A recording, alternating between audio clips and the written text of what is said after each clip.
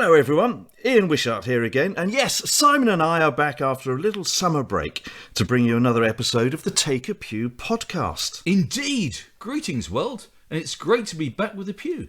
But Ian, did you have a good summer, mate? Yeah, lovely jubbly.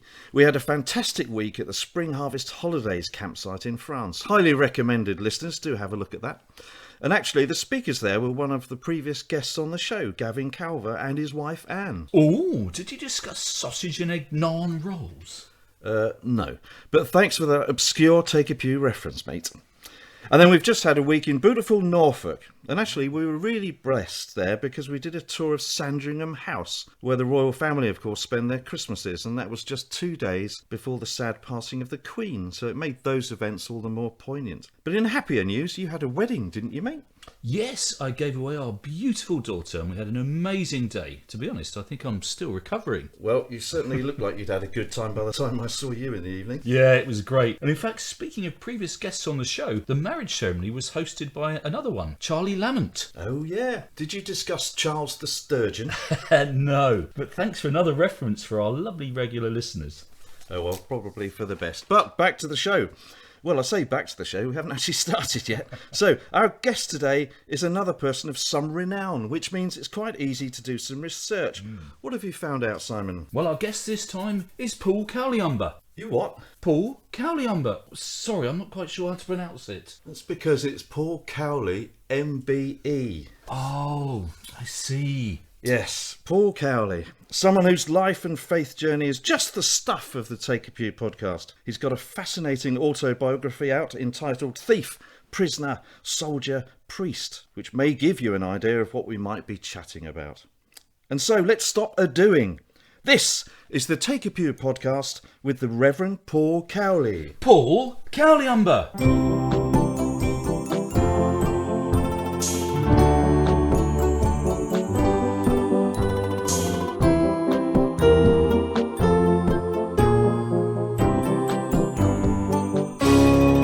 Take a pew. And here we are in a lovely village that sits right on the border of Leicestershire and Warwickshire. And we're at the home of our guest, the Reverend Paul Cowley. Paul, welcome to the show. And please, take a pew. Thank you very much, gents. Hello, Paul. Lovely to meet you. Perhaps you could introduce yourself to our wonderful listeners. I will indeed. Hi, my name's Paul Cowley. I'm 66 years of age. I'm married to Amanda. We've got 2 children, Phoebe and Clinton. I was ordained in 2002 and my current job is Director of Rehabilitation for Iceland Foods. Excellent. Thanks, Paul. Now, we're looking forward to getting the usual slightly quirky insight into your life and times. And safe to say, it's been quite a ride. But let's, as always, start at the start. Where did life begin for you? I understand it was somewhere approximately 3,800 miles east of Dayton, Ohio.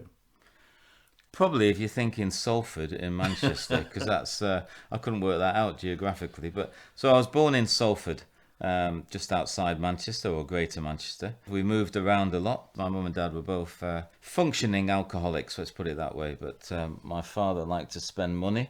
So if the listeners remember debt collectors or bailiffs, we had a few of them knocking at the door. One day we'd have a TV and next day we didn't. So we kind of moved around a lot, that area. Interesting background and not necessarily an easy background. And just maybe by way of getting into that, we'd just like to use our first regular feature and we have a question for you.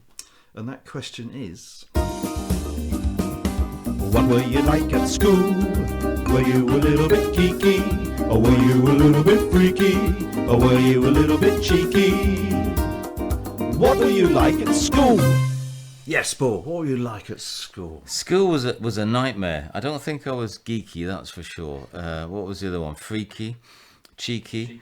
Yeah, well, I was expelled at 15, so that might answer that one. So For being cheeky? For actually, well, no, not really. For being absent, I went to it's a long story, but we did an 11 plus, if you remember the 9 and the 11 plus. Well, fortunately, I passed the 11 plus, and I didn't really know what that meant, but it meant I could go to a grammar school.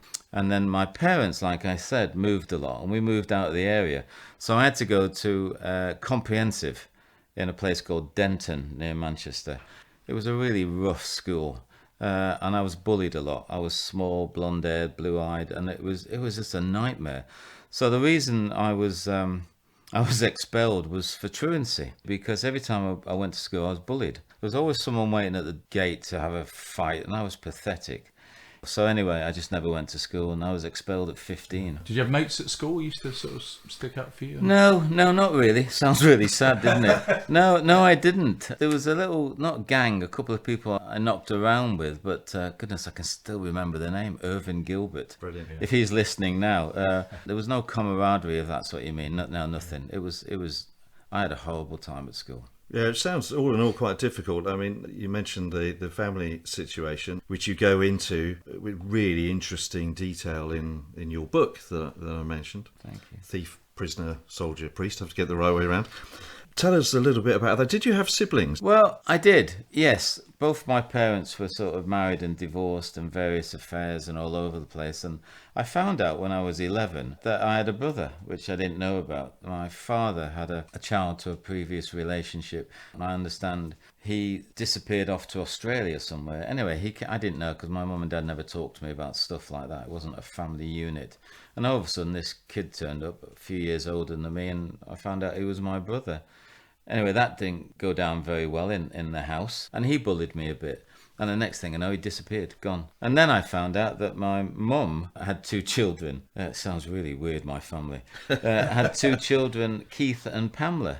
So I met Keith, who was in the army. He turned up one day. Never seen him before. He was a good 10 years older than me. And then I met Pamela, who worked in Liverpool. They came in and disappeared. I always say I'm an only kid, but actually I had 2 stepbrothers, half-brothers, and a stepsister. But Yeah, you write about the chaotic nature, if you like. yeah, some good times and some fun, but it was always a bit tense.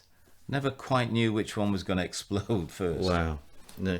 So they were at 15. You had all this chaotic family to go back to when you were expelled from school. Presumably that was quite a challenging environment for a 15-year-old then. Well, it was a challenging environment. There was no kids of my own age, so I grew up in a very adult sort of environment. There was parties at night, there was drinking. My dad had his own bar. Wherever we moved, he built a bar.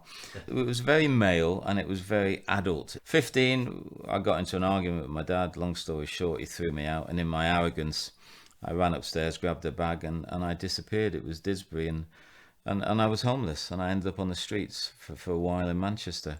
Got picked up by, not so much as a gang, a group of guys that felt sorry for me, I think, and I moved into a squat in Stockport, an empty house. And that's where I got into crime. So I got involved in nicking kit, and it was a bit like, Fagin. We'd all go out and steal stuff, come back, someone would come in and buy it, and that's how I made a few quid. But I was pathetic at it.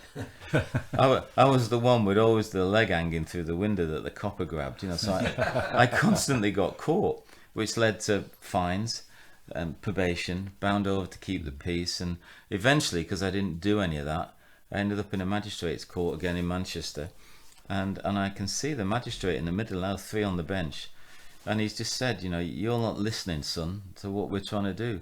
You are going to have some short, sharp shock. You, my son, are going to prison. And instead of walking out like I normally did and got a fine, which I never paid, I went downstairs into a cell, into a car, and I was shipped to Risley, which is a prison in between Liverpool and Manchester. How did you feel at that point? I was in shock.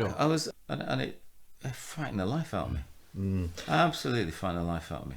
And that sounds like an end to childhood, really, that sort of point, if you like. It was an end, yeah. Which makes me think it's a good time to ask you another question. Our question this time is... What's your fondest childhood memory? What's your fondest of all your childhood memories? What's your fondest? Oh. Yes, may seem like a strange question, but I've got a sneaky suspicion you've got a couple of fond memories in there somewhere. Do you know what, Ian? I have actually. I was just thinking while that music was playing. So we used to go to Spain every year, and the reason we went there is my dad had to have an operation, and the doctor suggested that he should have a break and maybe go to Spain. We'd never been abroad in our lives. So he came home and said, I'm going to Spain. He went off on his own. And he came back, this sort of crazed Liverpudlian Spaniard. You know what I mean? He just was obsessed with this place called Tarragona, which is on the west coast just below Barcelona. Obsessed with it. So every year for about 6 years, we went back there. And it was a highlight for me. It was a small hotel, Hotel Marina, and we'd have the same routine. I mean, funny enough, I know now that alcoholics like a routine. I didn't realise that then, but it was. Get up, breakfast, beach, come back, you know, drinking at night sort of thing. And that was a really fond memory. In fact, I took Amanda and my daughter Phoebe back to Tarragona to try and find that Hotel Marina a couple of years ago, but it's gone. I haven't got a lot of fond memories as a kid, but that was one actually. Yeah. It really was. It just did something to me. Even though it was, my parents were drunk at night and there was fights and my dad would be punching people. It was the bit of the day that for me felt like this must be what a normal life's like. If that makes any sense. Absolutely. So that, and sometimes we'd drive is another memory. My father was a bit of a petrol head, which I've definitely inherited, and he bought a car, an MG Magnet, and we used to drive to Spain all the way through France, down to Toulouse, through there, through Perpignan, down to Barcelona, and that was fun. Nice. And you had a nana who was possibly a good part of your childhood? Goodness me, yeah, my gran, yeah, my dad's mum, Florrie. Yeah, she was an amazing character actually. She was about 6'1", enormous character. Wow.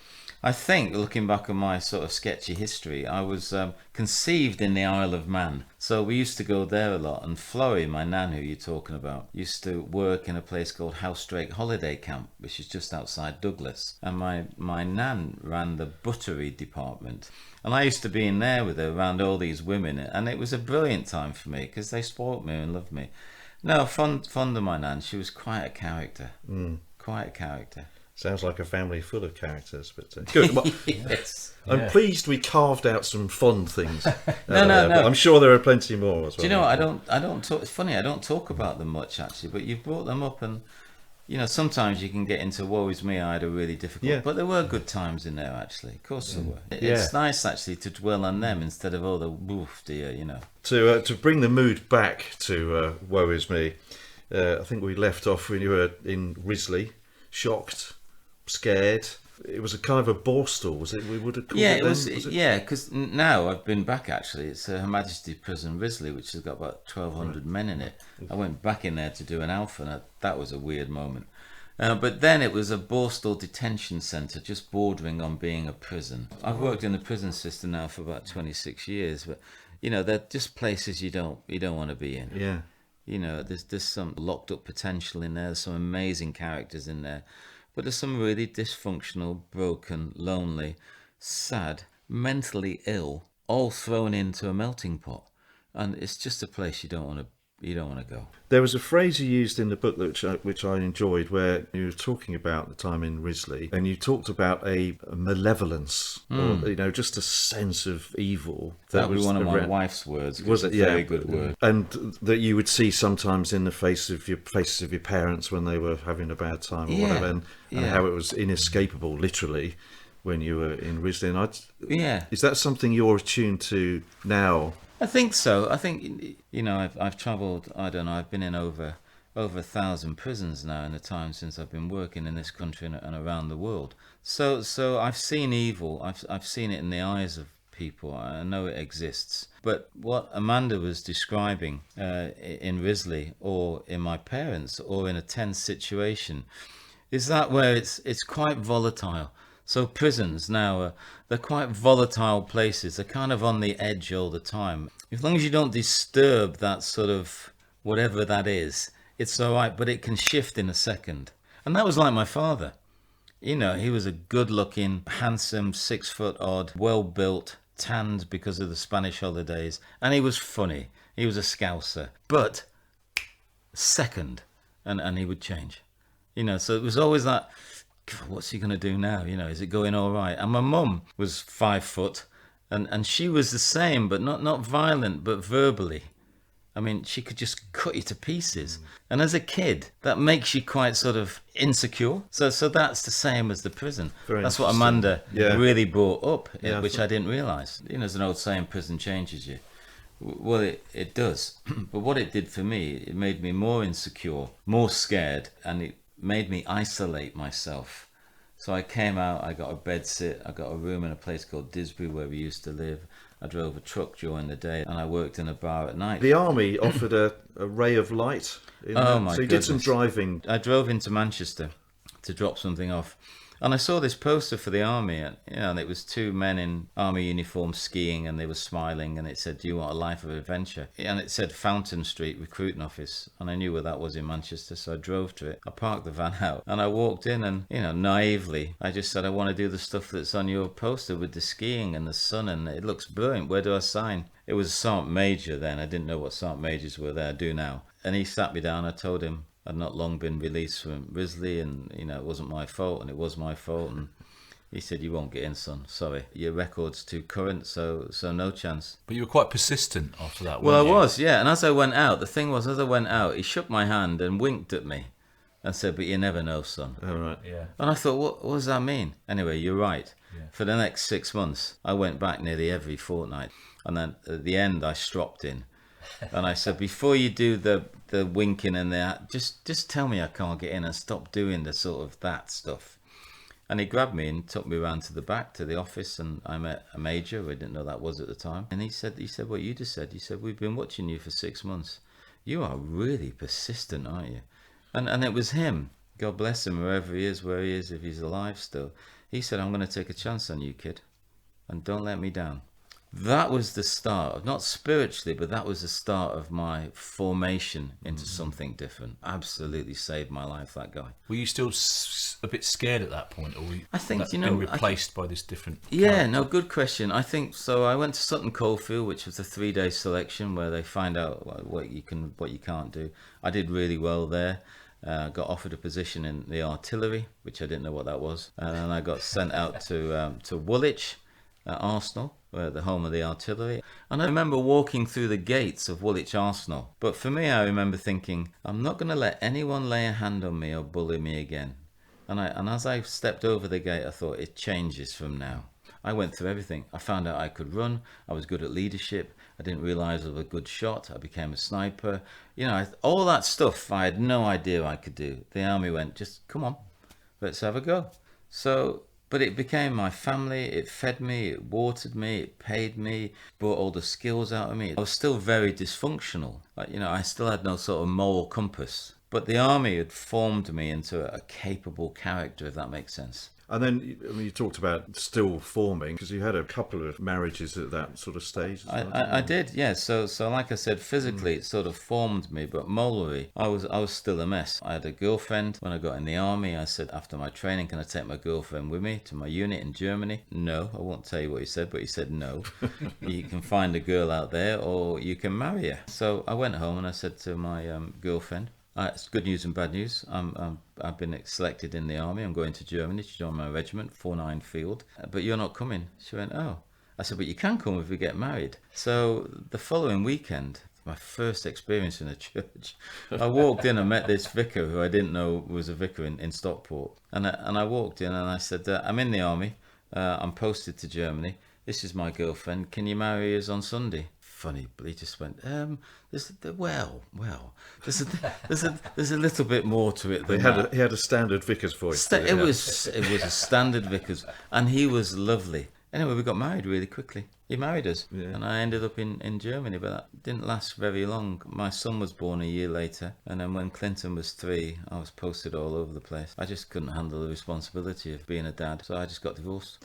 So still on early days of a journey, as you say, quite a long time, 17 years, did you say, in the army? Years. So Germany, Northern Ireland, you had some... 2 tours of Northern Ireland, 76, 78. You write about, listeners I do recommend getting the book. You can get all the detail of all of that. Yeah. Some time in the Falklands.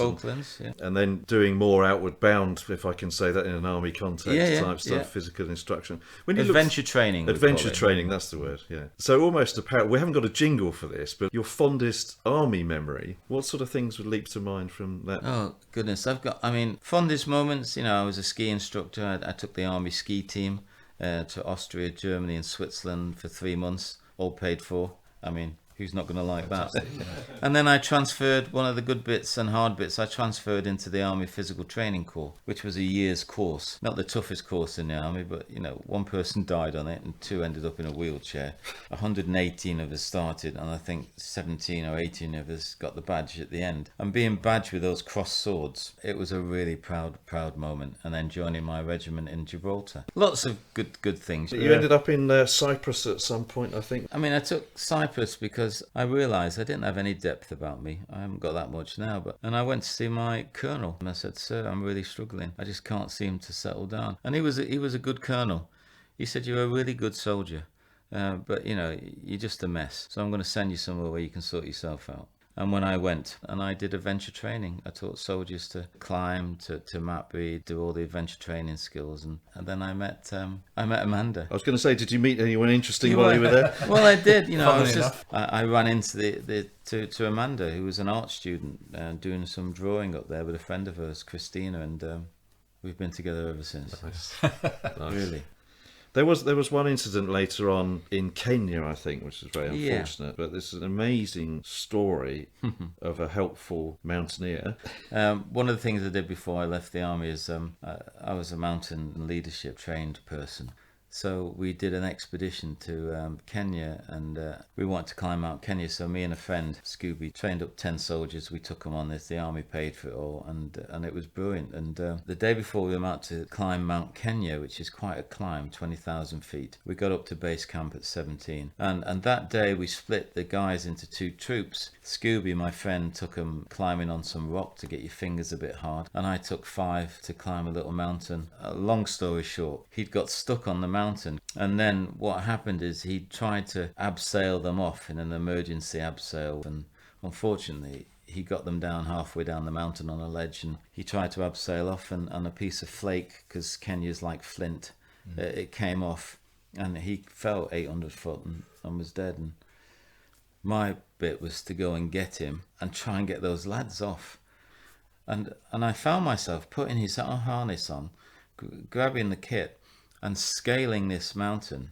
400 or 500 foot up, realising I was on a ledge, and then in a complete panic. And I looked down and I thought, I don't know how to get off this ledge. And then I realised the lads were around what's called a nose, a piece of rock that sticks out. And I couldn't get to them. And then it started to get dark, it started to rain. And I remember leaning into the rock thinking, I'm going to die.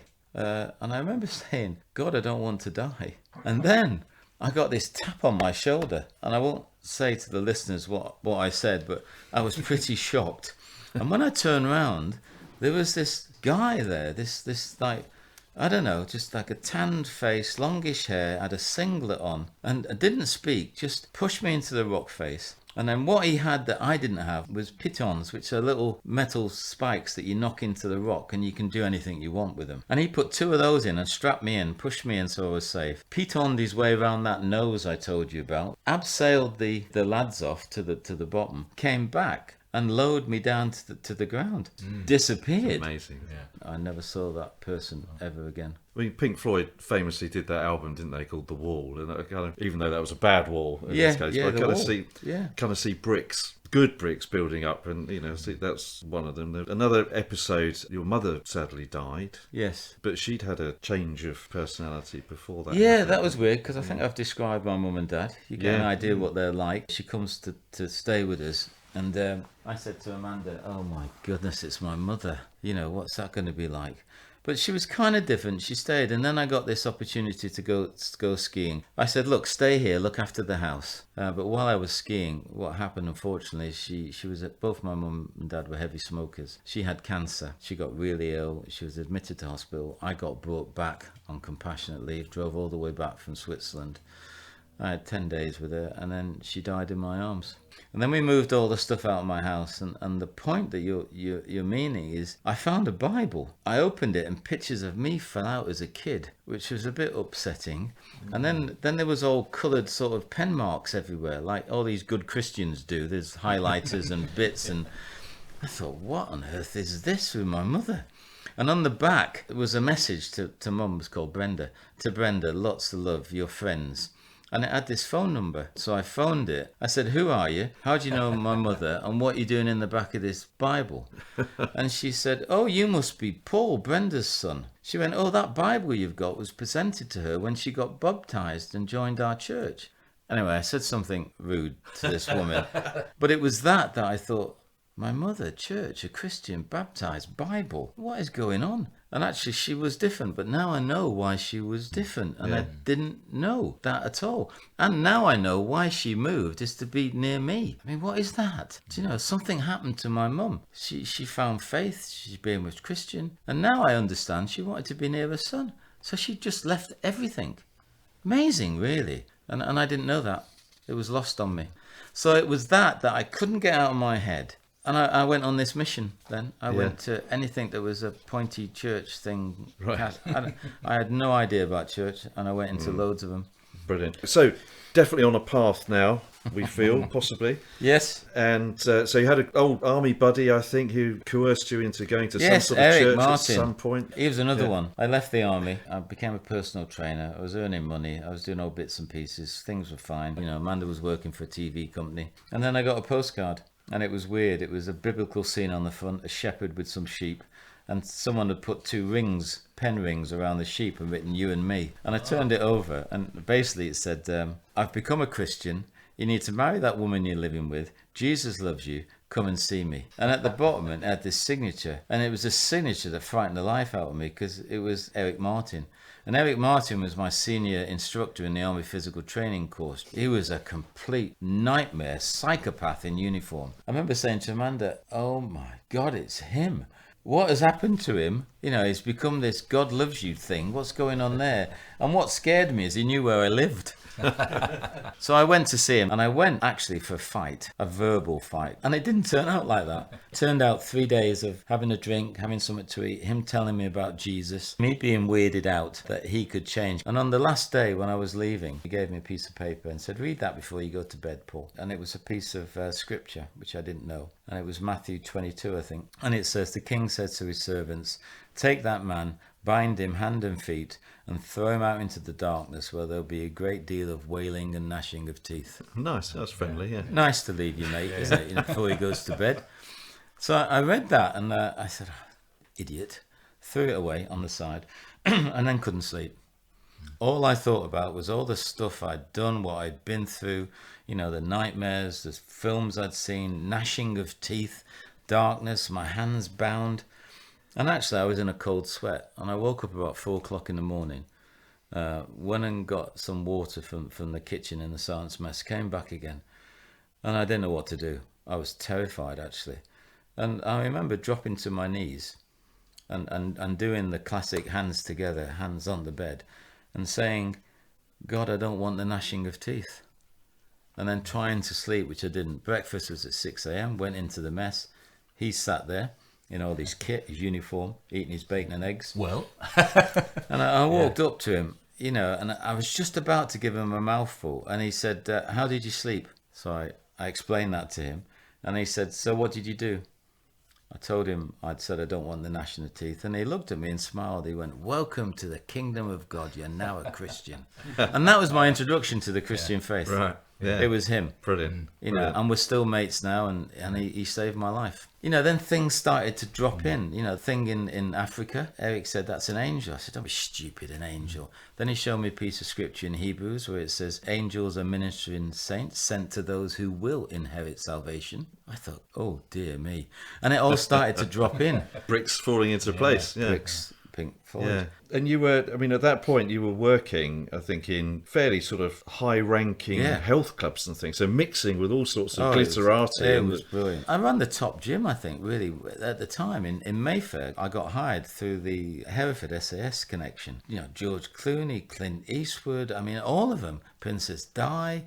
You know, it was a weird time. It's quite easy to get seduced, if you like, by that sort of environment, isn't it? When you're looking at humility and kneeling before God on one hand and then on the other hand. I had them both, 2 lines running. Yeah. I was going on yachts, private aeroplanes. People were saying, bring Amanda, you and Amanda come and have lunch with me. Brilliant, where is it? Monaco. Then I was hearing about the Bible, working with the poor. Then I was in a prison. So that whole thing was like, what on earth is going on here? Did you find you could still enjoy all the really good stuff, Yeah. or was it niggling away at you a bit? No, that I don't everyone think shouldn't so. Be 'Cause I enjoying don't- this so much. No, I don't think God wants to spoil our fun. No. He wants our No. hearts. You know, there's nothing wrong with wealth or business Yeah, or success or that stuff. It's, Yeah. But I think it was Bernard Levin that said, we fill our lives with so much stuff that we end up screaming with an emptiness. And that's what my experience. I have been able to speak to some extraordinary people, from royalty down to government to everything.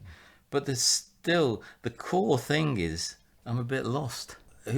Jesus said, I am the bread of life. And when you start thinking about those things and you put it into a context of a multi-millionaire, but they're empty, and you say, well, let me tell you my story. So I've been able to have those conversations, which I love. So then, early days, you tried a few churches, and then you landed at Holy Trinity Brompton. I and did. Did an Alpha course. Me as you and say, Amanda did an Alpha course, yeah. Well, we've got a mutual friend, haven't we, on the Alpha? Yes, Yeah. yeah. Jeff Wilmot. Oh, poor man. I mean, we're still friends. He was my first group leader. So you can imagine this character I've described.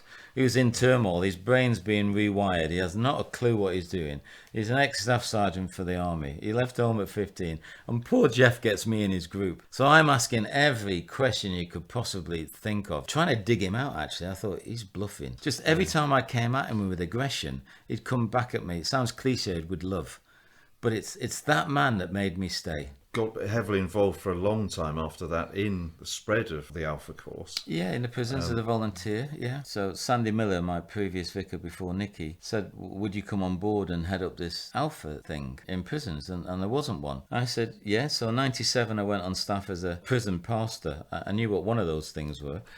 and I got a map, and I got the prisons, and, got some logistics together, and started going around all the prisons in the UK with a lady called Emmy Wilson, who's an extraordinary woman. And at its height, it was 98% of the prisons were running the Alpha course. And then it spread to international, which I ended up doing and running, and we had it in 70 countries around the world on the back of the Alpha in the churches. I'd go in and follow up with the prisons. And then from that, you realise that men need help when they come out. So I started the charity Caring for Ex-Offenders, and then got more involved with the aspects of when they come out, homes, accommodation, mentoring, debt counselling, and then started another one called the William Wilberforce Foundation, which held all that. And I suppose with some brilliant people started or got going the social action work of Holy Trinity Brompton, which is still going now, which is brilliant. Yeah, with some incredible achievements. So how was it run in prisons? Is it a volunteer basis? Or Yeah, it's volunteer. Same as it's running a church, the Alpha same course. thing, yeah. You can't have the weekend away, which is tricky. The Holy Spirit Day. That's probably why they all sign up They for it. were, They think, they were "Oh, really man." keen for the weekend away. On the old material, it said you go away to a resort. We're off. So we did a day. We just do it. We do a day, but it's the same course. Yeah. And it's had a brilliant take up, and I'm still basically doing that now a little bit. So some great times with Alpha and over a long period of time. But you even went as far as getting a dog collar at some point. I didn't did. you? So Sandy Miller again. I'm doing all the stuff we're just talking about. It's going really well. Sandy grabs me into the vicarage. I used to see him every Tuesday for our catch up, and he said, "Have you ever thought of being a vicar?"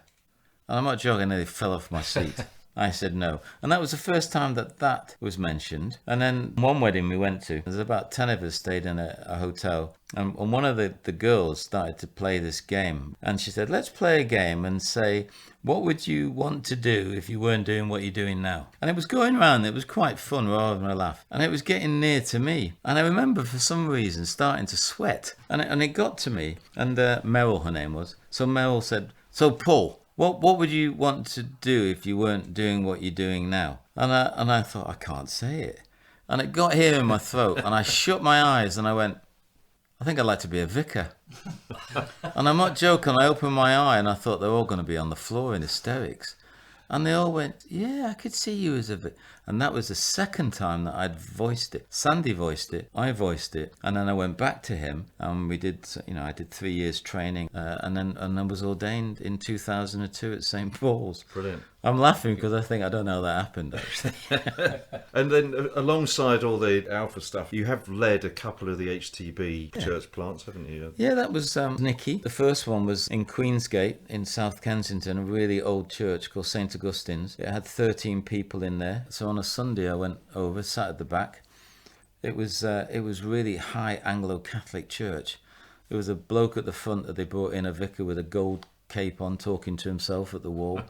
There was incense flying everywhere. There was prayers that I'd never heard before. And I went back to him. I said, Nicky, have you been over there? He said, oh, it'll be fine. I said, no, I can't do that. I'm not doing it. And he went, okay. And then I went back the following Sunday and sat at the back, and God broke my heart. He said, I'll teach you to do this stuff. I just want you to want to do it. And we started it, and we left it 8-9 years later with 160 congregants and training curates, and I became Anglo-Catholic. Right. And so do you buy your own chasuble then? I do, whatever that is. I've got two. Easy to say, yeah. Easy. No, they bought me a what's it called? The white thing. I've forgotten. No, that's alb. Oh, an alb. Oh, right. Yeah. Right. So they wanted me to get into an alb, and they were very Yeah. cheeky. I said, no, I'm fine in this kit. You know, I'd wear the normal kit. And anyway, Did you have to do an alba course to wear that?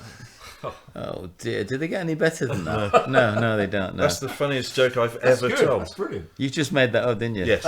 That was a major, I think, even at a later date, a deepening of my faith. It was a fantastic time. And then I started another one in North Kensington, near the Glenville Tower, which was really run down for obvious reasons with the fire and the death, and it affected a lot of people. And we left that with about 100 in it from nothing. So those two sites, I had a real privilege of beginning and handing over to younger people. And did you feel at either of those like a parish priest? I did more than the latter one, St. Francis, which was a small church right in the middle of the Delgado estate, which is 5,000 people.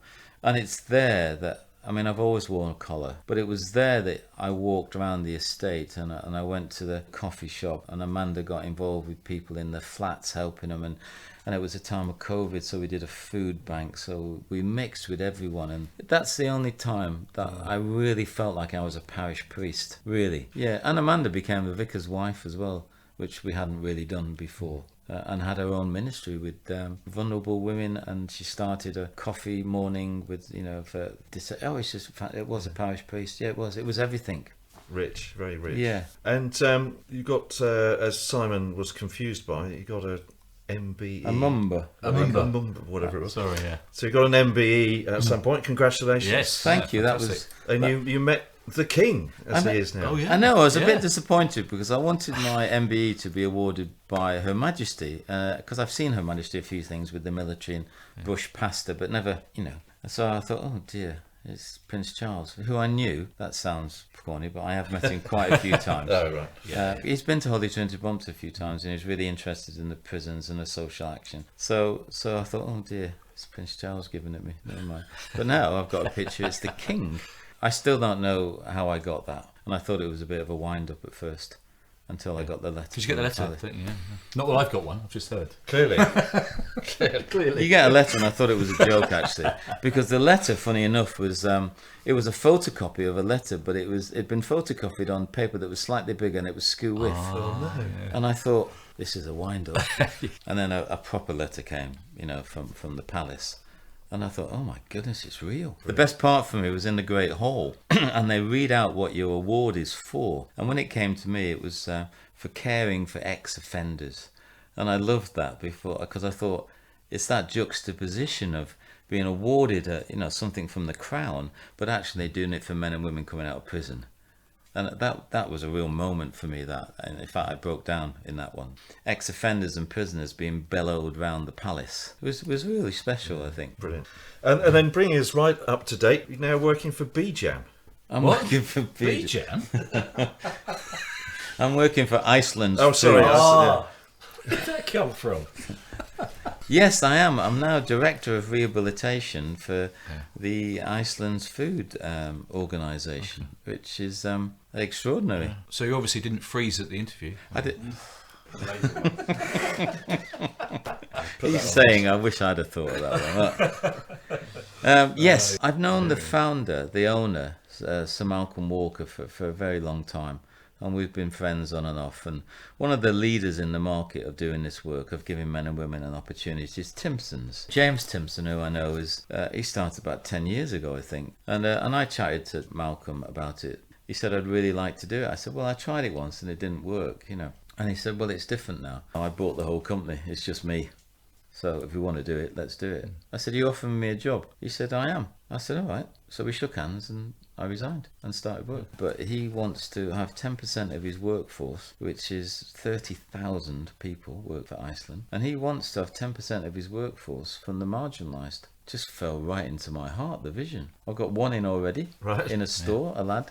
He's doing really well. And I've got another 3 lined up, and then I'll crack on. And another chapter begins. Another chapter begins. Thief, prisoner, soldier, priest, grocer.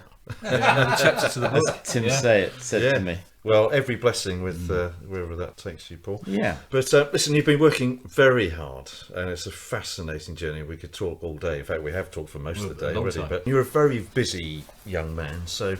Oh, I like the young. You're young, Thank you. But what do you do? We always ask our guests what they like to do to relax. I find that word hard, relax. I still like to keep fit, so I run a lot. I've started cycling again. I was in the army triathlon team. I've just started road cycling again. So all those things keep me fit, and watching films with it. I love films. Oh, that'll come in handy very shortly, I imagine. Yeah. So it's that sort of thing, and again, it might sound cliche, but I love spending time with my wife. You know, Amanda is my soulmate. She's my best mate. She's my companion. She's my confessor, and I adore her. So anytime I can get, I want to spend with her. Lovely. That's lovely. Well, it's very nearly time to turn our attention to alfresco dining, Paul, as we open up the Cowley picnic hamper. And that means it must be time for us to play one of the 11 best games on the show, My Favourite Things.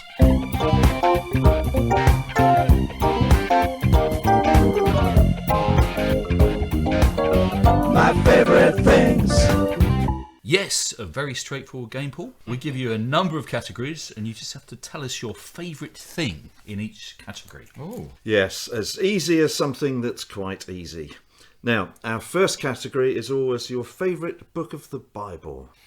My favourite book of the Bible, right? I think Matthew, really, because it's quite challenging, and it's got the part in it, Matthew 25, verse 35, where it says, you know, I was hungry, I was thirsty, I was naked, I was sick, and I was a prisoner, and you helped me, basically, to paraphrase it. I had a light bulb moment with that.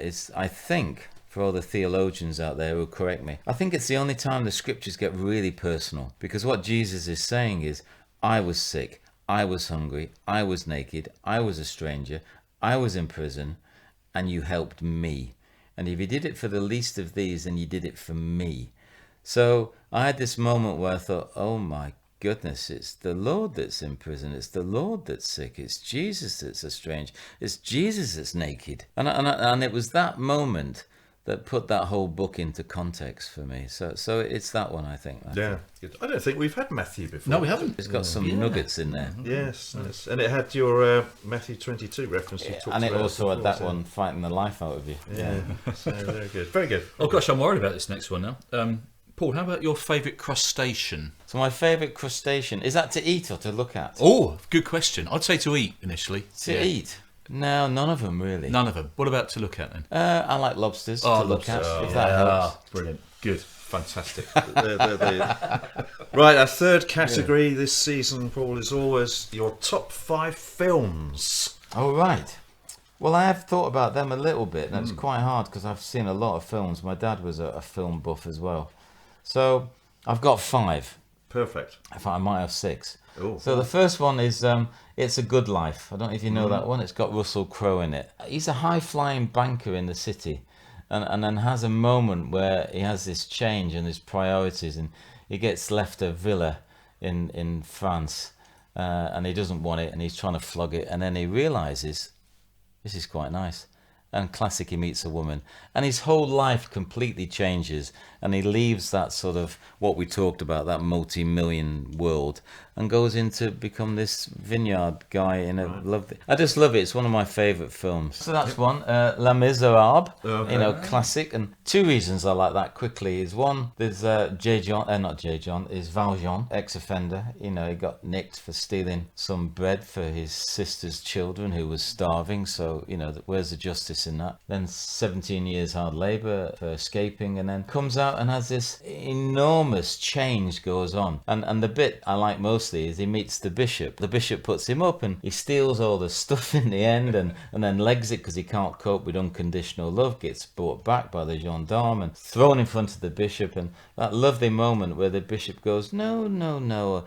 Yeah, I gave him all the silver, and in fact, you forgot the candlesticks, and gives him the candlesticks, and and Valjean's face, and then the police leave, and Valjean's on his knees crying, and the bishop pulls him up, and he says to him, tonight I've prayed for your soul that no more darkness will enter it, and from now on you will do good. And it's that moment that I think Christ enters Valjean, and he goes off and he becomes the mayor, and he builds a factory, and he helps the poor, and he changes. It is a beautiful book. I've read the book, which I'm very proud of, because it took me 6 months to read. And I've seen the film and I've seen the plays, but it's hard not to be moved to tears. It's hard not to be. And Russell Crowe, and he's brilliant as the copper. He was having a dark time. So Russell Crowe's featuring highly so far. He is. Yeah. Okay. Well, your third Russell Crowe film? Well, I won't do him yet. So the next one I put on is A Bridge Too Far, classic British Army movie. Attacking the Rhine, pushing Hitler back. And the reason I love that is my father was in the Irish Guards, and if you remember the film, there's a bit where all the tanks are all lined up, and my father told me that he was sat in one of those tanks. Have you been to the bridge? I have, in Arnhem. Yeah, I have. Yeah. It's very different now, but the bridge is still there. So whether my dad was on it or not, whether my dad was in the army, I'm still not quite sure, actually. But he told a really good story. The next one is a category, I think. I've put the Bond films because I couldn't just pick. I couldn't pick one because I grew up with them. I've seen every one multiple times. Obvious question though. Favorite Bond? Well, I've always been torn because I got brought up with Sean Connery, who was a brilliant Bond. But I must say, I think Daniel Craig beats the lot. I think he's been brilliant.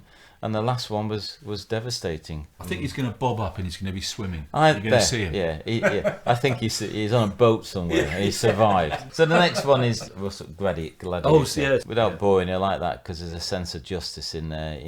He's a general. He's got all the power he wants, and he realises that it's corrupt, and he changes it. He takes on evil. I just love that aspect of it, and that he was a strong, powerful leader, but his men loved him. They followed him everywhere. And I think that's the trait of a good leader, that people will come with you. And the last one, might surprise you, the last one, it's the Truman Show. Do you know the Truman Show? Yeah. With Jim Carrey. And I love that because I just think if we're not careful, we can live in this bubble and we'll stay in it because it's safe and it's what we know and it's what we do. And I don't want to be safe. I want to be in a place that's exciting. So that film, for me, that bit when he walks out that stage door into the car park, it's just a magic moment. I think that. I love that. And as a Christian, Jesus did that. He walked out of the safe zones.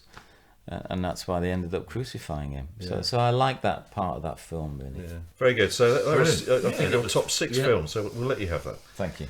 Okay, now, a little innovation in the show. Before we come to our usual final multiple choice question, we'd like to throw you 8 quick-fire categories, and we call them the Great 8. So let's have a go at these, shall we? Yeah, okay. So, favourite book, apart from the Bible and your own book, of course. Favourite book or favourite author? Wilbur Smith. I like Wilbur Smith. Great, Simon's a big fan of him. I've just started reading his books, enjoying them. Right. Yeah, good. Okay, type of food. I'm northern, so really basic food. I don't like fancy farty food. Just really basic. If it's got a pie in it, I'm really excited. Very nice. Very good. Right, favourite TV programme? Oh dear. Favourite TV programme? I can't think. Can we come back to that one? Okay, come back to that one. TV programme. Favourite sport? Sweeney, I like the Sweeney. Sweeney. Cool. Sweeney was good. The old Fantastic. Sweeney, Yeah. Great. Okay, sport. So all the sports I've ever done have always been individual, so I'm not really a team player at all, which is great for a vicar, isn't it? I think running or skiing. Skiing, cycling, those sort of cardiovascular ones. Nice. Brilliant. Favourite band or artist? Favourite artist? I think Joni Mitchell. Okay. Favourite holiday destination? I would say somewhere warm. I don't know, Mediterranean. Cyprus, we've been a lot all around that area, in the Med. Right, 2 more. Your favourite chocolate bar? I'm not a great chocolate eater, but it would probably be a Snicker. Oh, Yeah. okay. If they're still doing Snickers. I think so. Mars bar. Radical peanut-based choice. Favourite board game? I think Monopoly. I don't play board games, but I quite like Monopoly. It's a competition and a challenge, isn't it? Back to the normal routine, and our last category is the ever-popular multiple-choice category. So I give you 3 possible answers. So we're not that far from Coventry, which for so long was the heart of the British motor industry. And of course the name Cowley was the name given to a whole series of classic Morris vehicles named after where they were made. So Paul, we'd like to know your favourite car. So I'll give you 3 possible answers. Oh, have I got to choose one of these 3? Yes, you have, yes. Oh, I might not like them, but go on. The essential element carbon, the essential clothing item, the cardigan, or essential queen of countdown, Carl Vorderman. So your favourite car, carbon, cardigan, Carl Vorderman. Is this a trick question? No, it's a very sensible question. Carl Vorderman. There we go. Oh, there we go. Perfect. What is that? Is that some psychological test that I'm not? Is that proving that someone's going to come and collect me and take me away? No, it's Vorderman. just I've the... never said that in my life before. Go on. No, okay, so I did notice in your book, and I noticed a couple of things you've said today. You're obviously interested in cars, because whenever you reference a car, you don't just say it was a Capri. It was red. It was a particular Capri, yellow Capri Exactly. 1.6 GTS. A Or even down head. to the 225 tyres on your Porsche, which I've got to mention Yes. at some point. Yes. Well done. So, I don't know why that's stuck in my mind, but it did. So what would be... There were two 4.5s on the back. 2.45s. Two 2.5s on the front. Yeah. They were different that's size. True. Yeah, we've got to be right about this. This is great. I love it when people get really geeky about it. So what would actually be your favourite car? It's quite a fortuitous category, actually. I've had lots of cars. So my favourite car at the moment is the one that's sat on the drive, which is a Maserati, which is second-hand I had. But it's I've always wanted one, and we moved up to the country and I bought a second-hand one. And I don't want to get too geeky with it, but it's a 4.2 Ferrari engine, and it's just a beautiful car. It's not the best on petrol, let's put it that way, but I love it. Yes, very good. Well, maybe that should have been the sensible question in the first place. But And it's Italian. I mean, everything Italian is wonderful. very nice. Well, I think anyway, across all of those categories, you scored full marks there, Paul. Well Thank you very much. done. And you've more than earned the chance to spread out a tartan rug. Oh, here we go. As we ask you, What would you pick in your perfect picnic if the picking were up to you? Would you be sticking in some finger licking chicken, or would you be silly and pick Piccalilli? Tell us, what would you choose? Yes, what would you pick in your perfect picnic, Paul? But just before we open the abundant hamper of goodies, we'd like to know where you would like to go for your perfect picnic. Well, I was thinking of this, and actually, it sent me into trauma because Oh, no. I'm northern and I've lived in the south, so there's a real mixture of foods going on. Where would I like to be? I think either the Malvern Hills, which I really love, or the Sussex Downs, those 2 areas, or if you know a place near Chichester called the Witterings, which is by the sea, looking out to the Isle of Wight. Those areas are stunning. I've always liked water, mountains. So one of those 3 areas would be for me a perfect picnic area. so a great location. What's in the basket? What's in the basket? Well, so there's got to be a pie in there, because I'm northern. Because I don't know what you can eat if you don't have a pie or something in there. Then I thought the southern What sort bit, of pie, though? Like a steak pie? it would be a steak pie. Steak and- It would be a steak and ale pie, Steak and something ale, like that. yeah. Yeah, that would be really nice. Anything that's got nice crusty pastry on it. So basic food. And then I got a bit southern, you see. So I quite like some smoked salmon and cream cheese. Nice. So I'd like that's a real sort of north-south divide going on there. A bit of chicken, it would be nice. Maybe I don't know if I can throw a little barbecue stuff in at the side. You know, a little barbecue You know, going a on. portable barbecue. Yeah. Would you do that? Yeah, you could take a portable barbecue. yeah. Something like we've been watching about the Queen, how she used to have those little barbecue things on the hillside. Something like that.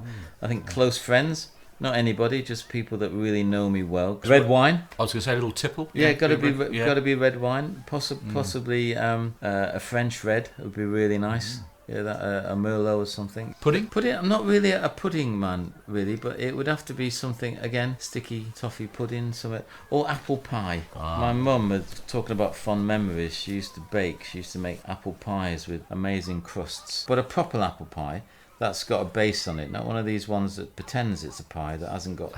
You know, you get just on the top and there's no, and custard, hot. Hot custard at a picnic. That'd be. Yeah. Or you could have it on the barbie, couldn't you? Yeah, Just it's heat a it up, couldn't you? barbecued custard. I did say it was tricky for me, north and south. Yeah, it is. It's getting rather complex. It's like Oh, and comfy chairs. Ah, Because yeah. what I don't want to do is sit on the floor cross-legged cart style. So I want some nice chairs, and the younger people can sit on the floor. But I want a nice, relaxing chair to sit on. Brilliant. Sounds delightful.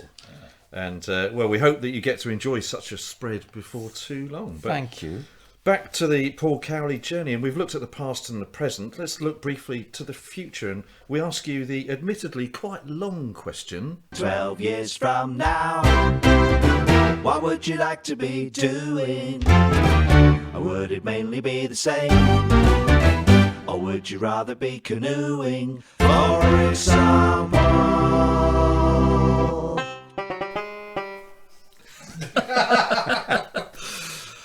Yes, Paul, what would you like us to be talking about if we were doing this show 12 years from now? I think what I'd like to be 12 years. I need to be retired, probably, whatever that word means, because I hate it and I don't want to talk about it. Hence, just taking another full-time job at my retirement age. I like a challenge.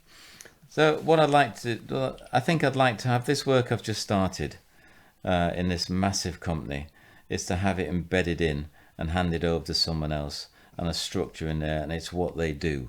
You know, it's part of their second nature. Is, of course, we take ex-offenders, and we've got over 10%, in fact 20% of our workforce as people from the margins of society who didn't have a chance. I'd love to see that bedded in without me, and it just running with the next generation. Where would I like to be? I would have said maybe a year ago, somewhere in the Med, in a nice house somewhere, but actually I have so fallen in love where I am now, the Midlands. It is one of the places. Ironically, I was here 30 years ago in the army, didn't appreciate it at all. Back now, and I love it. Brilliant. That's Well, brilliant. Thank you. we wish you every blessing, Paul, Thank wherever you. life and the Lord may take you. And that brings us to our traditionally smarty pants part of the show. Yes, it's just about time now, Paul, for your spiritual pearl of wisdom. But before that, we need your help in setting straight another dodgy, faith-based so-called fact, Paul.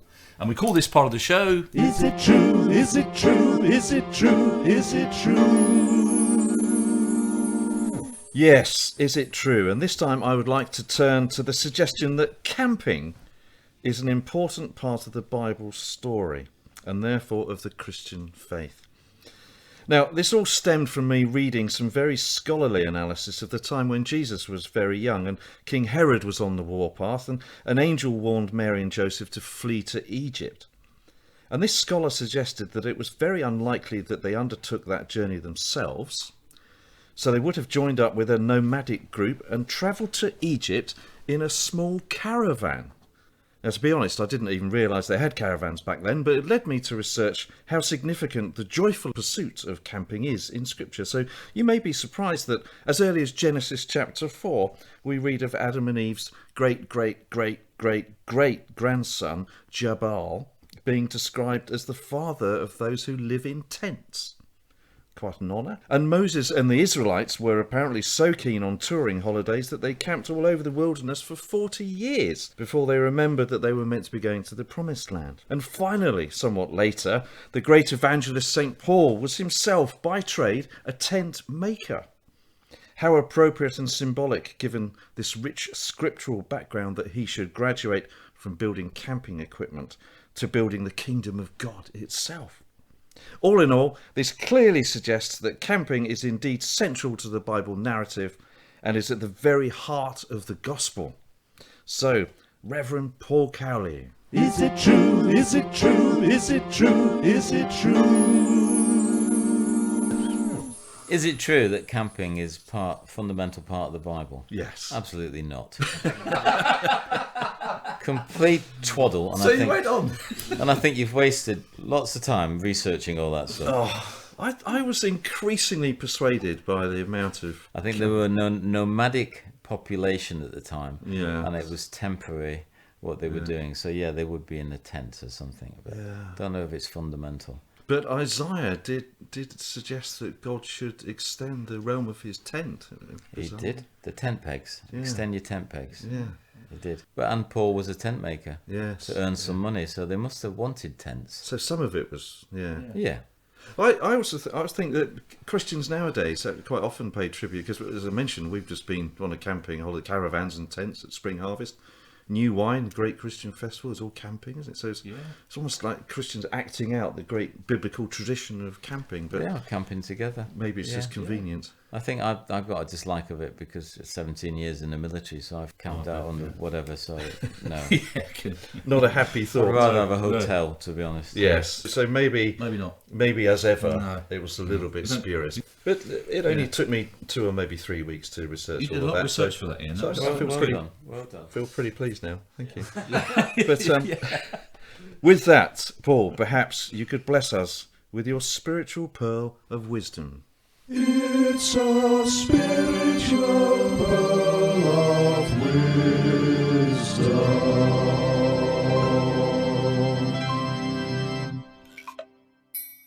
Spiritual pearl of wisdom. I would just want to always encourage people, and I think the Bible does that. And my life completely changed when I met with Christ. So 3 things I would say that I've tried to learn is, 1, never let your past dictate your future. You know, whatever you were or whatever around you was that influenced you, you don't have to be that person. You can be different. So don't let all that stuff go into your future, because it will spoil it. You know, you've got a future which can be totally different, hence this podcast and my own. I think the second one would be, there's a book in the Old Testament, Jeremiah, that tells us that God has a good and perfect plan, a plan to prosper and not to harm us, to give us hope and a future. And I think to remember that God has our backs and has this plan for us, which if we would dare to enter into it, it is good. Doesn't mean it's not going to be bumpy, but it's a good plan. I think it's a tailor-made plan for you, and it's exciting, and it will keep you on your toes. And the third one, I think, is to remember that you're special, that we're unique, that there's nobody like us. Our DNA says that there's nobody like us, and we can do and achieve amazing things.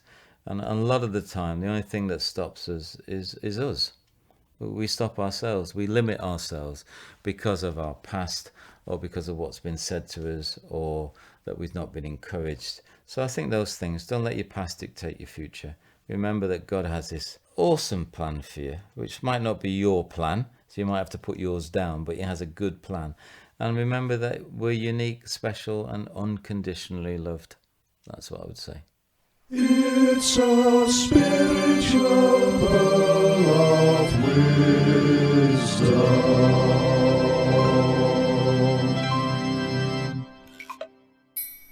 Brilliant. Thank you very much for that, Paul. But it would be perhaps misrepresentative of us to end the show on such wise words. Yes, the most appropriate ending is to admit that Simon and I have very strange minds. And what better way to confirm that with... Simon's random question.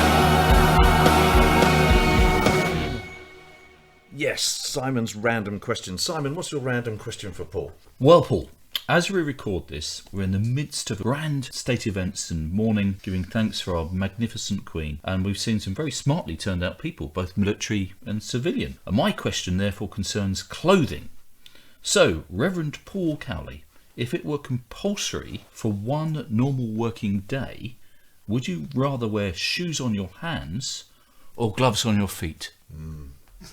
Very important question. I can see that's going to have much relevance to the people that are listening, so I need to think carefully. I don't want to give false advice on that, because that could really affect people's lives dramatically. It could. Send them into counselling. I think actually, in all seriousness, I think gloves on my feet. Gloves on your feet. Gloves on my feet. It's probably it depends what job you've got, I think, doesn't it? I mean, It does. because shoes on Shoes your on hands. hands I would mean, be a bit awkward, at one level, shoes on your hands. It could at least you would look less silly because it could just look like you were carrying a pair of shoes for some Yeah, reason. exactly. Whereas a pair of bright yellow marigolds flapping on your feet all day, people would think. And they you do were those slightly trendy shoes now that look like toes, don't they? So I could get away with that. Yeah. Yeah. So maybe shoes on your hands if you had a job. If you had those spongy shoes that you could sort of move your fingers a bit. If you spend a lot of time working on a keyboard, shoes on your hands would be. wouldn't be that Goodness, is that the time? Well, Simon, I'm rather disheartened to know that you clearly haven't used the summer break to get any helpful counselling. So I guess we're in for a few more completely pointless questions. But in any case, that was...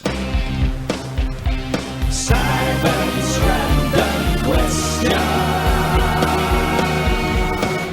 And you will be delighted to know, Paul, that wraps up another episode of the Take a Pew podcast. Now, remember, listeners, if you'd like to get proper details of Paul's story, get yourself a copy of the truly excellent book, Thief, Prisoner, Soldier, Priest. Paul, you've been a brilliant guest. Thank you so much for being on the show. Pleasure, thank you. It's been interesting. That's the best we can hope for. We'll take that. Yeah. And dear listeners, thank you once again for tuning in. Remember to follow and subscribe to our social media channels and on YouTube. We've now got a packed schedule of guests coming up, so we will be back soon. But for now, it's Toodle Pip from me. And tatty bye from me. Join us again next time as we take a pew.